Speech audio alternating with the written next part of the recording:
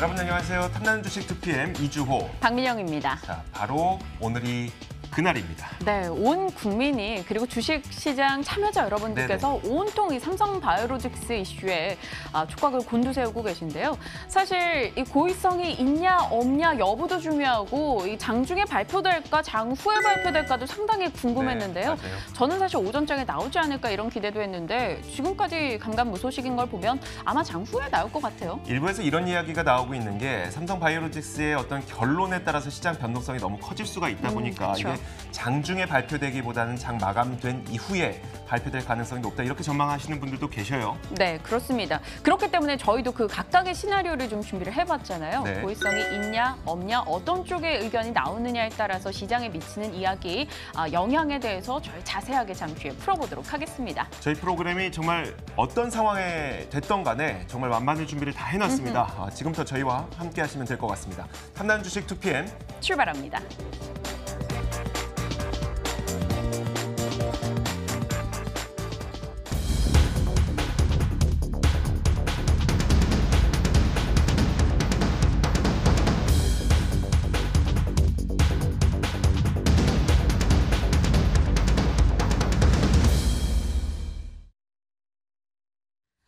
네, 오늘 삼성바이오로직스에 대한 이야기 결론 나기 전에 정리를 조금 하는 시간이 필요할 것 같아 준비를 해봤습니다. 온 국민의 관심거리 중에 하나겠죠. 삼성바이오로직스의 운명의 날, 바이오계 파장은 어떻게 될 것인가. 이 이야기 좀 정리하고 가겠습니다.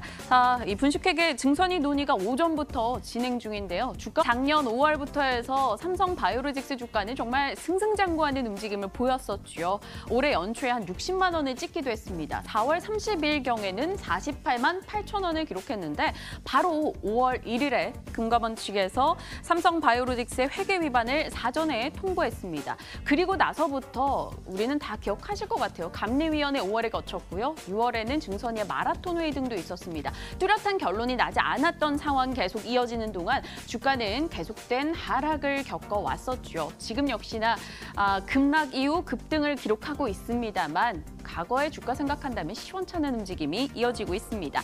일단은 그간의 불확실성 이슈가 6개월 만에 드디어 일단락되는 오늘을 맞이하고 있습니다.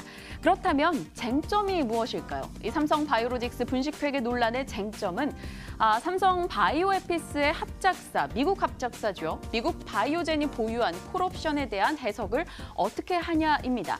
삼성 측의 의견을 들어본다면 콜옵션 행사 가능성이 높았기 때문에 그 당시에 삼성바이오에피스 자회사에서 관계회사로 전환을 시켰던 거다. 하지만 금감원 측에서는 아니다. 너희는 기업 가치를 올리기 위해서 고의로 자회사 구분을 변경했다. 자본 잠식을 막기 위해서 분식회계를 한 것이다. 라고 이야기하고 있습니다. 여기서 가장 중요한 단어는 무엇일까요? 바로 고의가 되겠습니다. 이 고의가 있었느냐 없었느냐에 따라서 오늘의 결정이 좀 뒤바뀌게 될 건데요. 일단 고의성이 없었다라고 판결이 나게 된다면 시장은 나름 안정화를 찾아가겠죠. 불확실성 해소도 하라며 긍정적으로 반응할 수 있습니다. 바이오 관련한 종목들의 상승 기대도 가져볼 수 있고요. 반대로 고의성이 있었다라고 결정이 나게 된다면 시장에서는 후폭풍이 상당히 걱정이 됩니다. 30분간 코스피에서 삼성바이오로직스 거래가 즉시 정지되게 되고요. 상장 적격성 실질 심사도 보름 안에 이것을 열지 말지 여부를 결정해야 됩니다. 그리고 나서 영업일 기준 20거래 안에 상장 폐지 여부가 결정이 되는데 최소 42일, 최대 57일 영업일 매매 거래가 정지되게 됩니다. 그리고 개선 기간이 부여될 경우 1년간 과거 대우조선해양 사태 기억나시죠? 거래가 중지되게 됩니다. 당연히 걱정스럽죠. 이게 현실화되게 된다면 삼성바이오로직스 작년 말 기준으로 소액 주주가 8만 명에 육박합니다. 당연히 주가가 떨어진다면 이들로 인해서 침체되는 투자 심리는 막을 수가 없고요. 외국인의 불신 역시나 확대될 수가 있겠죠.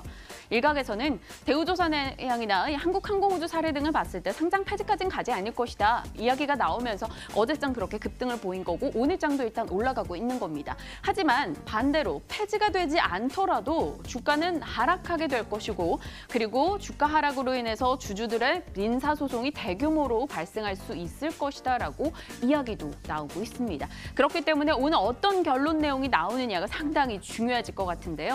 이 시각 현재 삼성바이오로직스 주가 움직임을 좀 볼까요? 올라갑니다. 5.9% 상승세 기록하네요.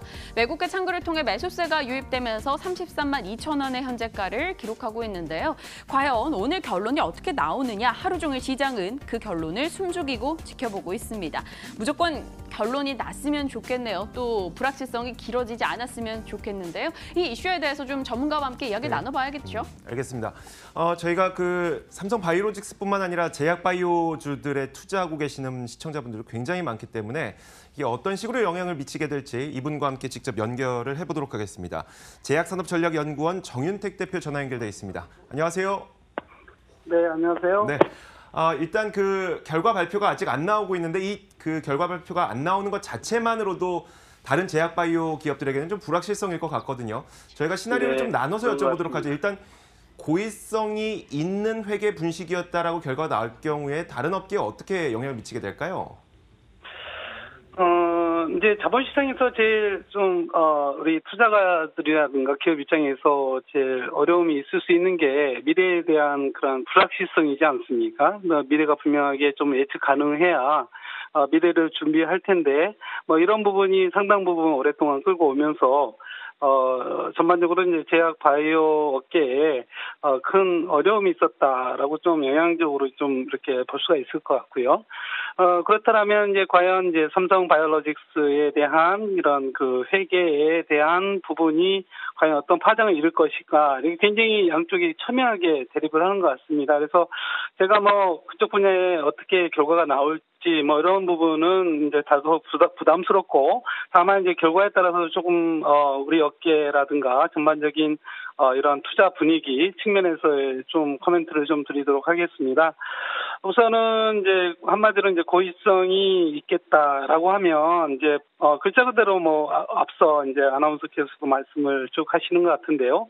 기본적으로 이제 시장 자체는 굉장히 위축이 될 거죠. 그런데 이제 좀 일각에서는 이제 특정 기업들이 이제 바이오 쪽 기업들이 동일하게 좀 비슷한 어려움이 있지 않을까라고 하는 소위 말해서 연구개발비에 대한 자산화 이슈까지 같이 맞물리지 않겠느냐라고 해서 어떤 특정 회사들까지도 같이 이제 어떤 어려움이 있을 것이다라는 분도 있는데 사실 그렇지는 않을 것 같고요.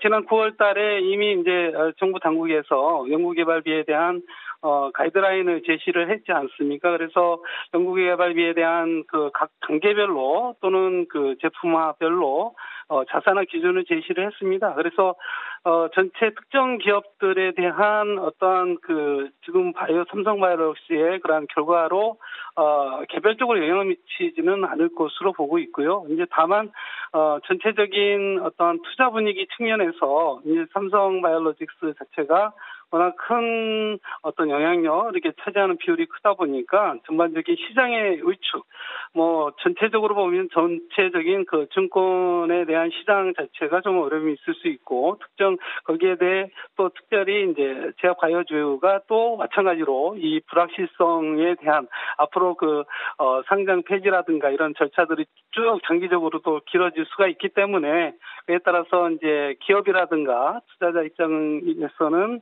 불확실성이 이제 가중이 되는 거고, 그래서 어떤 적적인 어떤 투자 이런 부분들이 굉장히 어려움이 있을 수 있겠다. 이런 정도의 생각이 드네요. 네. 만약에 그 고의적으로 분식 회계를 했다고 인정이 된다고 하더라도 심리적 위축은 있겠으나 얼마 전에 이미 회계 처리에 대한 그 교통 정리는 다 됐기 때문에 흑자였던 기업이 갑자기 적자로 돌아서고 이런 문제점은 발생하지 않을 것으로 보신다는 거죠?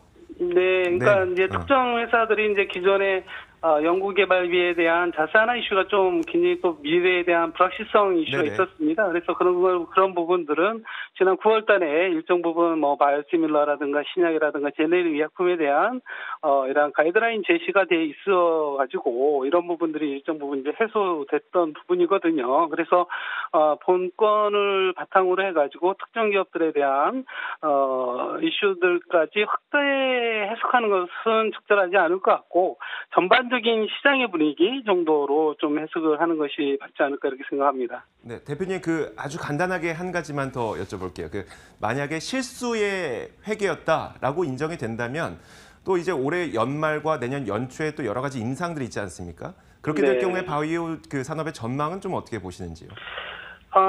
참 이게 이제 과실로 이제 판정이 과실이 네네. 아니라 이제 고의성으로 이제 고의로 했다라고 하면 여러 가지 불확실성이 확대되고 시장이 위축되고 하는데 지금 이제 제약 바이오 업계에서는 최근에 이제 리포트 보면 이제 정설이 신약화를 하게 되면은 필요한 자금이 한 1조 원 정도라고 이렇게 얘기 보고가 됐었는데 최근에 리포트 보면 3조 원까지 올라 있는 상태입니다. 이제 그런 측면에서 과연 우리 기업들이 이제 자체 자금을 가지고 이제 어떤 글로벌 진출을 통해서 신약 개발 역량을 강화한다는 것은 과거에 비춰볼 때는 굉장히 어려운 허들을 넘어야 되고 결국에는 이 자본시장과의 소통이 굉장히 필요한 상황인데 이런 전반적인 분위기 속에서 과연 그런 투자를 바탕으로 글로벌 인상이라든가 아니면 적극적인 해외 진출 투자에 있어서의 자체 여력으로만 가능할 지는 굉장히 어려움이 있을 수 있을 것 같아요. 최근에 유한양행이 이제 1조 4천억에 이제 그 대규모의 기술 수출했듯이 거기에 이제 머무르지 않고 결국에는 이제 우리가 라이센스 아웃한 기술 수출한 품목들도 어쨌든 공동 연구라든가 뭐 직간접적인 투자와 협력이 좀 필요한 부분이고 그렇다라고 하면 또 자금이 또 필요한 거고요. 그래서 이제 제약 바이오 기업들이 이제 해외에서 막대한 비용을 바탕으로 이러한 가치 실현을 하기 위해서는 어떤 자본 시장과의 소통 이런 부분이 아주 절실하게 필요한데 이런 부분이 굉장히 좀 어려움에 처하게 되고 그렇다 보면은 중장기로 볼 때는 이런 우리나라가 국부 창출이라든가 이런 측면에서는 약간 고민될 수 있는 부분이 아닌가 이렇게 생각합니다. 그렇다고 뭐 이런 결과 이슈에 대해서 뭐 어떻게 해달라는 부분은 아닌 것 같고 명확히 불확실성을 최대한 좀 빨리 조속히 해결해 주는 것이 우리 그 업계 측면에서의 앞으로 이제 글로벌 경쟁력 확보하는 그러한 측면에서 도움이 되지 않을까 이렇게 생각합니다. 그러네요. 그 불확실성 때문에 자금 조달이 필요한 기업들조차 해외에서 자금 네, 조달을 하지 맞습니다. 못하게 되는 경우도 발생할 수 있으니까요. 알겠습니다. 빨리 네. 해결됐으면 좋겠습니다. 네, 자, 지금까지 맞습니다. 제약산업전략연구원 정윤택 대표였습니다. 오늘 정말 고맙습니다. 네, 수고하십시오.